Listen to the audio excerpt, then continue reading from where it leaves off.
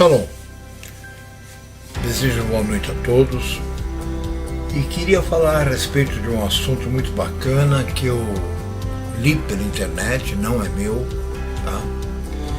Mas que diz aquilo que eu digo todo dia, só que de uma forma, vamos dizer assim, diferente da forma que eu falo. Tá? Existe um texto, né? Na palavra sobre o profeta Eliseu que gera, assim, vamos dizer, controvérsias, né, por causa que sabe como é que é, né? Os cristãos dizem que tem que passar a mão na cabecinha, é muito amor, é isso, é aquilo. Quem fala em muito amor, vocês viram aí o Lula, né, o que já deu, né? Mas vamos lá. Vamos analisar o que de fato aconteceu numa passagem, né, porque ela é muito mal interpretada. Então eu gostaria de estar conversando com vocês, mostrando para vocês uma outra interpretação, ok?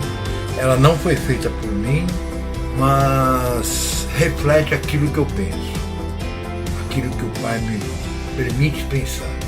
O que eu sempre digo, só que sobre um texto e sobre um assunto que eu ainda não havia tocado nele. Então vamos lá. Você já deve ter lido, né, no Taná, esse texto. Então, se você tiver alguma curiosidade sobre esse texto, eu te aconselho a assistir até o final. Vai ser rapidinho, tá? Para que vocês possam entendê-lo e para que vocês possam talvez começar a entender um pouquinho aquilo que eu digo com relação aos mundanos, ok? Nós vamos encontrar esse texto no segundo livro de Reis. Então a primeira parte que eu vou ler aqui vai estar no segundo capítulo, versículos 23 e 24. Que nos diz assim: Então Eliseu subiu dali a Betel, e subindo ele pelo caminho, uns meninos saíram da cidade e zombavam dele e diziam-lhe: sobe, calvo, sobe, calvo. E virando-se ele para trás, os viu e os amaldiçoou no nome de Arro. Então 2 ursas saíram do bosque e despedaçaram 42 daqueles meninos. Como eu disse, isso consta do livro de Reis, no segundo livro de Reis, no capítulo 2, versículo 23 e 24. Vejam bem, para quem lê com a mentalidade que hoje tem o pessoal que se diz religioso, realmente é esquisito, né? Porque eles estavam zombando, né? E diziam a ele: sobe, calvo, né? E ele olhou para trás, viu aquela turba, né? Que não eram poucos, e os amaldiçoou em nome de Arro. E se você continuar a leitura, né, no versículo 24, você vai ver que após ele ter amaldiçoado, do meio do bosque saíram 2 ursas que despedaçaram 42 daqueles meninos. Observem, assim, a priori, né, você pode dizer: nossa, mas o que é isso? Como que o Sérgio está falando que Arro fez isso? Essa não foi uma ofensa assim tão pequena, porque os jovens trataram Eliseu com desprezo. Como um profeta, era a boca com a qual Hu falava ao seu povo, O próprio Hu estava sendo maldosamente insultado por aqueles jovens, por intermédio de seu profeta. Ademais, eles não eram crianças pequenas e inocentes, né?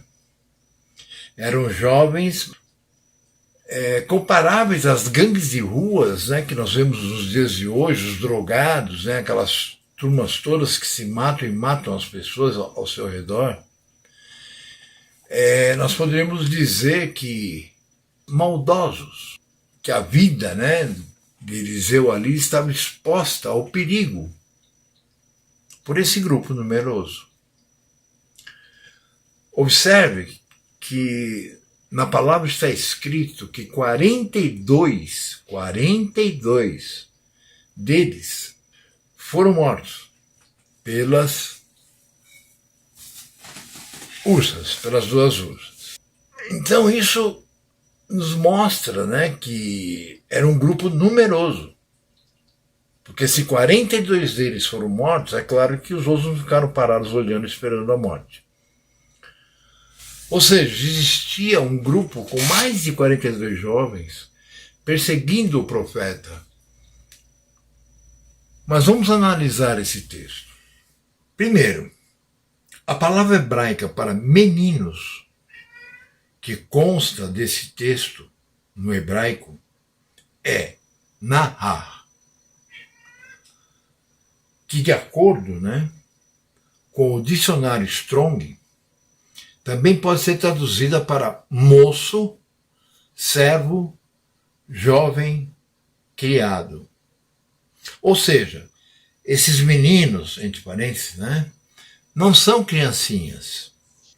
Como muitos dos ateus, cristãos, judeus, enfim, qualquer um daqueles que se auto-intitule religioso e de alguma dessas seitas, né, acreditam.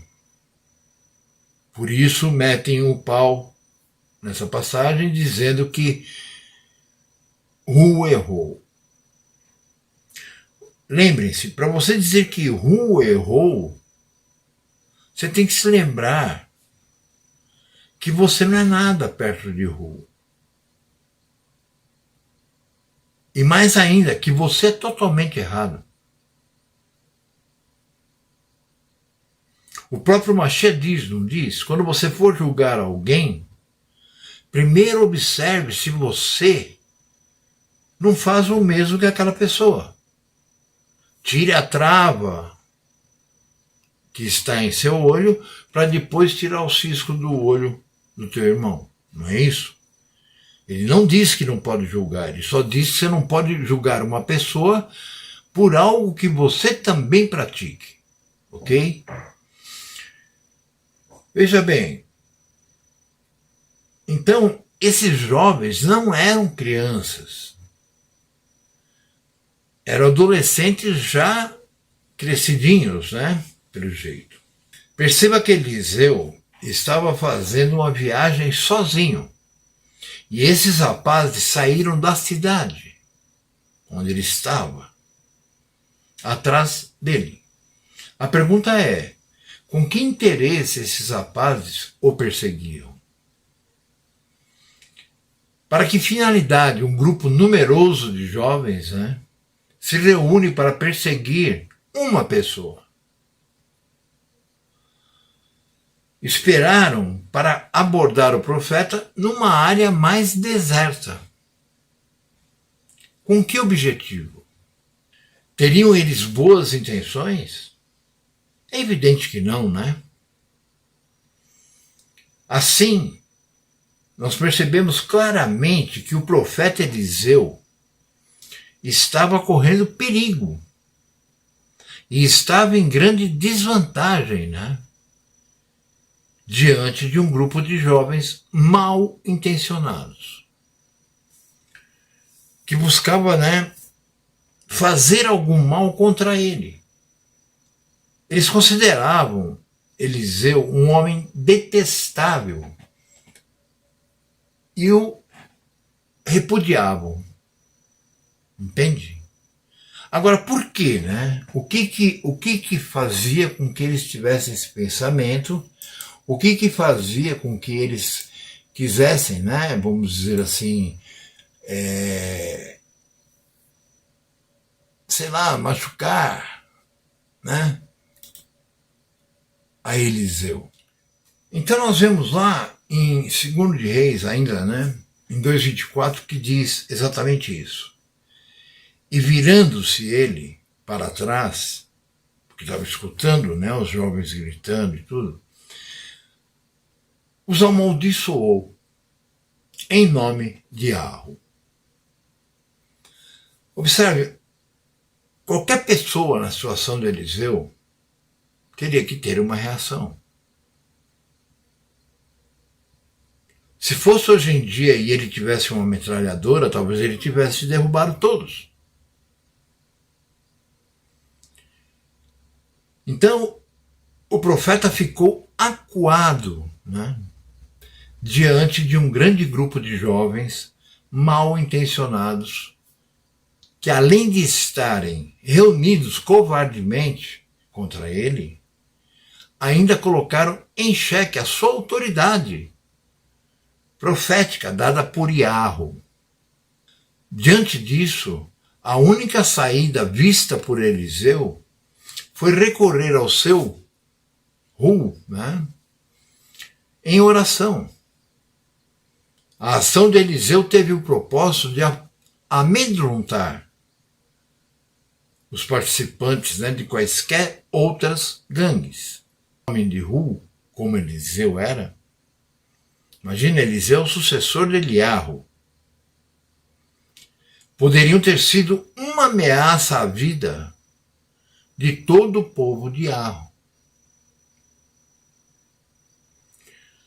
Nesse interim, né, nós vemos, né, por exemplo, que 2 ursas saíram do bosque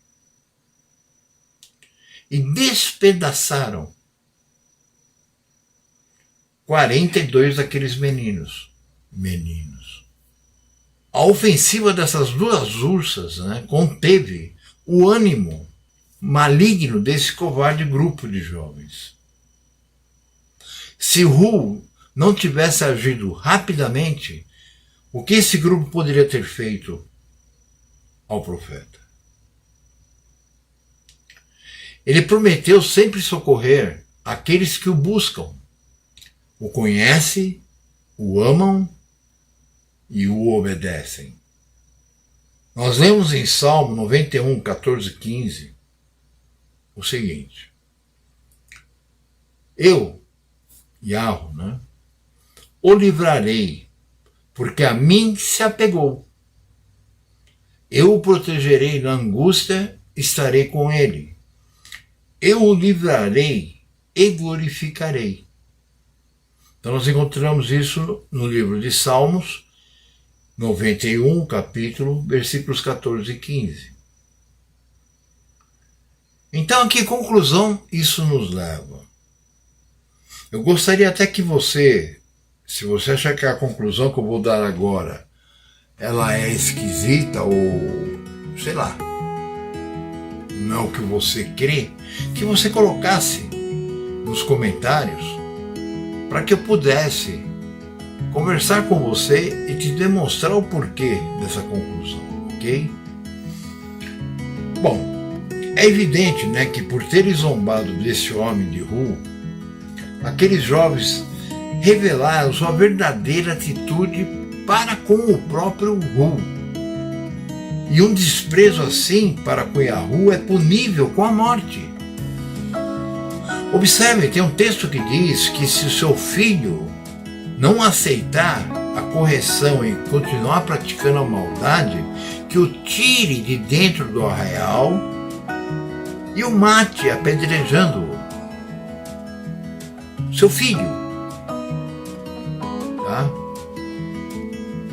Veja bem, Eliseu, né, como está na Escritura, não dizem que ele orou para que tal tipo de castigo acontecesse. Ou seja, ele não pediu que saíssem 2 ursas no meio da floresta e arrebentasse com 42 aqueles foi claramente um ato de Hu em juízo sobre aquela ímpia gangue. Assim, esses jovens não foram mortos por Hu porque chamaram Eliseu de calvo, mas porque atentavam covardemente contra a sua vida. Assim sendo, você consegue enxergar alguma injustiça da parte de Hu sobre esses jovens?